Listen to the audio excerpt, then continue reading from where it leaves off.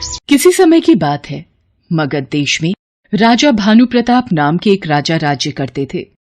उनकी पत्नी का नाम रंभा था।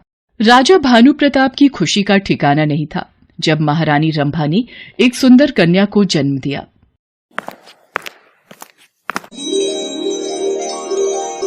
महाराज, राजपुरोहित जी पधारे हैं। प्रणाम राजपुरोहित जी, आप बहुत ही शुभ समय पर आए हैं। महाराज, कन्या के जन्म की बधाई हो। राजपुरोहित जी, हम चाहते हैं आप हमारी कन्या को अपना आशीर्वाद प्रदान करें। महाराज, मेरा आशीर्वाद तो इस कन्या के साथ सदैव ही रहेगा। हम इस कन्या को शैफाली नाम देते हैं। पर ये हम क्या देख रहे हैं? क्या हुआ पुरोहित जी, आप शंका में क्यों पड़ गए? महाराज, आपकी कन्या की कुंडली में नाग के साथ शादी का योग है, जिसे टालना असंभव है। क्या नाग से शादी? पुरोहित जी, इससे बचने का कोई तो उपाय होगा। एक उपाय है, यदि बाल रूप में ही आपकी कन्या का विवाह किसी नाग के बच्चे से करवा दिया जाए तो किसी को भी इस बात की भनक नहीं पड़ेगी और उसके पश्चात आप उस नाग को जंगलों में छुड़वा देना। फिर कोई घबराने की बात नहीं होगी। राजपुरोहित के कहने पर राजा भानु प्रताप एक सपेरे को बुलाते हैं।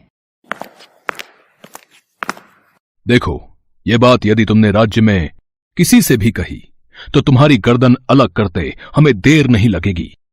तुम्हें जैसा जैसा कहा जा रहा है वैसा वैसा ही तुम्हें करना है। महाराज, आप बेफिक्र रहिए, मैं ये बात किसी से नहीं कहूंगा और यहाँ से दूर चला जाऊंगा। राजा भानु प्रताप और सपेरे की सारी बातें नाग का बच्चा सुन और समझ रहा था। राजपुरोहित भानु प्रताप की कन्या का विवाह उस नाग के बच्चे के साथ करवा देते हैं। उसके पश्चात वह सपेरा अपने झोले में नाग के बच्चे को लेकर वहां से दूर जंगल की ओर चला जाता है। धीरे धीरे वक्त बीतता है और समय के साथ राजकुमारी शैफाली बड़ी हो जाती है। वो देखने में बहुत ही सुंदर थी। राजकुमारी शैफाली की सुंदरता की खबरें दूर दूर के राज्यों तक फैली हुई थी, इसलिए अब राजकुमारी के विवाह के प्रस्ताव भी आने लगे थे। क्या हुआ महाराज, इतने सारे पैगाम किसने भिजवाए हैं? रानी रंभा, हमारी बेटी शैफाली के लिए दूर दूर से बड़े बड़े राज्यों के राजाओं ने अपने युवराज के लिए विवाह का प्रस्ताव भेजा है। महाराज, मैं चाहती हूँ कि हमारी पुत्री शैफाली अपने लिए स्वयंवर चुने, इसलिए हमें राजकुमारी शैफाली के विवाह के लिए स्वयंवर रखना चाहिए। आपका विचार अति उत्तम है रानी रंभा। हम आज ही राजकुमारी शैफाली के स्वयंवर की व्यवस्था करते हैं। आओ राजकुमारी शैफाली, हम आपके बारे में ही वार्तालाप कर रहे थे। हमने आपके विवाह के बारे में विचार किया है और हम चाहते हैं कि आपका स्वयंवर रचा जाए, जिसमें दूर दूर से वीर और महान योद्धा शामिल हों। पुत्री, तुम्हें इसमें कोई आपत्ति तो नहीं है ना? पूछिए माताजी, पिताजी, आप मेरे जन्मदाता हैं। आप मेरे लिए जो भी फैसला लेंगे वह उत्तम ही होगा। मुझे कोई आपत्ति नहीं है। ठीक है, फिर हम आज ही सेनापति को कहकर आपके स्वयंवर की तैयारियां शुरू कर देते हैं और किसी अच्छे मुहूर्त में हम ये शुभ कार्य संपूर्ण कर देंगे। माताजी, पिताजी, हमें महल में बहुत उदासी सी लग रही है। हम कुछ देर अपनी सखी चंद्रिका के साथ नगर में घूम कर आना चाहते हैं। हाँ हाँ पुत्री, जरूर जाओ, पर शाम होने से पहले लौट आना। राजकुमारी शैफाली शिकार पर चली जाती है। वो अपने रथ पर अपनी सहेली चंद्रिका के साथ नगर में घूम रही थी। तभी नगर में कोहराम मच गया। भागो भागो, सब यहाँ से भागो, नहीं तो वो विशालकाय राक्षस हम सबको खा जाएगा। वो इसी ओर आ रहा है, उसने सब तरफ कोहराम मचा दिया है। वो लोगों को गाजर मूली की तरह चबा कर खा रहा है। राजकुमारी शैफाली, हमें वापस महल लौट जाना चाहिए। ये लोग क्या बोल रहे हैं, कुछ समझ नहीं आ रहा। डरो नहीं चंद्रिका, हम इस देश की राजकुमारी हैं।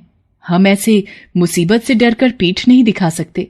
तभी वह राक्षस राजकुमारी शैफाली के रथ के सामने आकर खड़ा हो जाता है। कौन हो तुम जो इस तरह नगर के लोगों को डरा रहे हो? ओहो सुंदरी, तुम तो देखने में अति सुंदर हो। तुम्हें तो मैं अपनी प्रिय रानी बनाकर रखूंगा। तुम्हारी इतनी हिम्मत कि तुम इस देश की राजकुमारी के सामने खड़े होकर इस तरह की बात करो। मैं तुमसे डरने वाली नहीं। राजकुमारी शैफाली जैसे ही राक्षस पर तीर से वार करने लगती है, वह राक्षस वहां से ओझल हो जाता है। राजकुमारी शैफाली, लगता है राक्षस आपसे डरकर भाग गया। चंद्रिका, हमेशा याद रखो, अपने दुश्मन पर कभी भी भरोसा मत करो।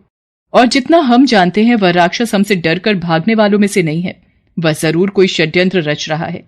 हमें चौकन्ना रहना होगा। राजकुमारी शेफाली महल आकर सारी बात राजा भानु प्रताप को बताती है। राजा भानु प्रताप महल की सुरक्षा के लिए पूरे महल में पहरा लगवा देता है। राजकुमारी शेफाली के स्वयंवर का दिन नजदीक आ गया था। महल में स्वयंवर की पूरी तैयारियां चल रही थी। एक सुबह, भाइयों, इतने समय बाद नगर में एक सपेरा आया है। चलो चलो हम ये खेल देखते हैं। आओ भाइयों आओ, देखो इन सब सांपों को देखो, एक से एक कमाल दिखाते हैं ये, मेरी बीन की धुन पर नाचते हैं ये। वह सपेरा सारा दिन नगर में खेल दिखाता रहता है। उसे ऐसा करते शाम हो जाती है। बड़ी देर हो गई, कुछ देर आराम कर लेता हूं, रात भी होने वाली है। आज पहली बार इस नगर में आना हुआ है। भैया जब जिंदा थे तब वही इस नगर में आते थे, फिर अचानक उन्होंने आना बंद कर दिया। पिछले 20 साल से मैं सपेरे का काम कर रहा हूं, पर हमेशा भैया ने मुझे इस नगर में आने के लिए मना किया था। मुझे तो इस नगरी में ऐसी कोई बात नहीं दिखती कि यहां पर आने की कोई पाबंदी हो, बल्कि मेरी तो अच्छी कमाई हो गई है। कहीं रात गुजार लेता हूं, सुबह होते ही यहां से चला जाऊंगा। उस रात वह सपेरा नगर में ही एक पेड़ के नीचे सो जाता है। उसके सो जाने के पश्चात एक नाग उसके झोले से बाहर आता है। ये तो वही नगर है जहां पर आज से 20 वर्ष पूर्व जब मेरा विवाह इस नगर की राजकुमारी के साथ करवाया गया था। मुझे सब कुछ याद है। पता नहीं मेरा मन क्यों एक बार राजकुमारी को देखने की इच्छा में है। रात का वक्त है, इस वक्त तो वो सो रही होगी। एक बार मैं दूर से ही देख कर आता हूँ। अगर मैं नजदीक आया तो वो मुझे देखकर डर जाएगी। वह नाग रात के अंधेरे में महल के अंदर पहुंचता है। वो राजकुमारी के कक्ष को ढूंढने लगता है। तभी उसे किसी के चिल्लाने की आवाज सुनाई देती है। कोई बचाओ, ये राक्षस हमें जबरदस्ती ले जा रहा है। उस दिन तो मैं चला गया था, पर तुम्हारी सुंदरता मैं नहीं भूल पाया, और मुझे पता चला कि कल तुम्हारा स्वयंवर है।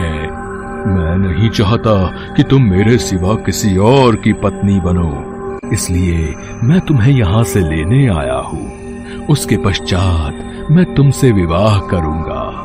वह राक्षस सबको मारता काटता राजकुमारी शेफाली को उठाकर भागने लगता है। मैं कहता हूँ मेरी पुत्री को छोड़ दो, नहीं तो मैं तुम्हारी गर्दन अलग कर दूंगा। अरे तुम मुझे मारोगे, मैं तुम्हें मसल कर रख दूंगा। मेरा नाम धूमकेतु राक्षस है, मेरा तुम कुछ नहीं बिगाड़ सकते। तुम कौन हो और मेरा रास्ता क्यों रोक रहे हो? मेरे होते तुम राजकुमारी शेफाली को कहीं नहीं ले जा सकते। लो, बच सकते हो तो बचो मेरे विष के वार से। उफ, ये विष की दुर्गंध तो मेरे होश उड़ा रही है। रोको इसे, ये दुर्गंध मेरी जान ले लेगी। ये दुर्गंध तभी समाप्त होगी जब तुम राजकुमारी शेफाली को छोड़ दोगे। मैं इसे किसी भी कीमत पर नहीं छोड़ूंगा। अच्छा तो तुम ऐसे नहीं मानोगे, मेरे डंक से बचकर दिखाओ। नहीं नहीं, मुझे छोड़ दो। तुम्हारे नुकीले डंक ने मेरे शरीर को घायल कर दिया है। मैं यहाँ से जा रहा हूँ, मुझे माफ कर दो। पर जाने से पहले मैं एक बार ये जरूर जानना चाहता हूँ कि आखिर तुमने राजकुमारी शेफाली की मदद क्यों की? राजकुमारी शेफाली मेरी धर्मपत्नी है। बचपन में इनका और मेरा विवाह हुआ था, इसलिए अपनी पत्नी की रक्षा करना मेरा परम कर्तव्य है। तुम्हारा प्रेम सच्चा है नागराज। आज तक मैं यही सोचता था कि मैं ही सर्वशक्तिमान हूँ, मुझे कोई नहीं हरा सकता। पर आज तुमने मेरा भ्रम तोड़ दिया। मुझे सबक मिल गया है कि कभी भी किसी को अपने से कमजोर नहीं समझना चाहिए। तुम्हारे सच्चे प्रेम को देखकर मैं तुम्हें अपनी मायावी शक्तियों से मनुष्य रूप प्रदान करता हूँ। आज के बाद तुम नाग रूप से मुक्त हो जाओगे और एक मनुष्य रूप में आ जाओगे। राक्षस वहां से गायब हो जाती है और देखते ही देखते वह नाग एक सुंदर युवक का रूप ले लेता है। पिताजी, माताजी, क्या ये सच है कि ये मेरे पति हैं और बचपन में नाग रूप में इनसे मेरा विवाह हुआ था? ये सत्य है पुत्री, ये तुम्हारा पति है। राजा भानु प्रताप राजकुमारी शेफाली को सारी बात बताता है। पिताजी, आज इन्होंने मेरी रक्षा करके अपना पति धर्म निभाया है। अब मेरा भी फर्ज बनता है कि मैं इन्हें अपना पति मानकर अपना पत्नी धर्म निभाऊं। मुझे आशीर्वाद दीजिए। राजकुमारी शेफाली, आज तुम्हें पत्नी रूप में पाकर मेरा जीवन सफल हो गया। और फिर राजा भानु प्रताप और रानी रंभा धूमधाम से राजकुमारी शेफाली और उस युवक का सभी विधि विधान से पुनर्विवाह करवाते हैं और खूब धन धान्य देकर खुशी खुशी विदा करते हैं।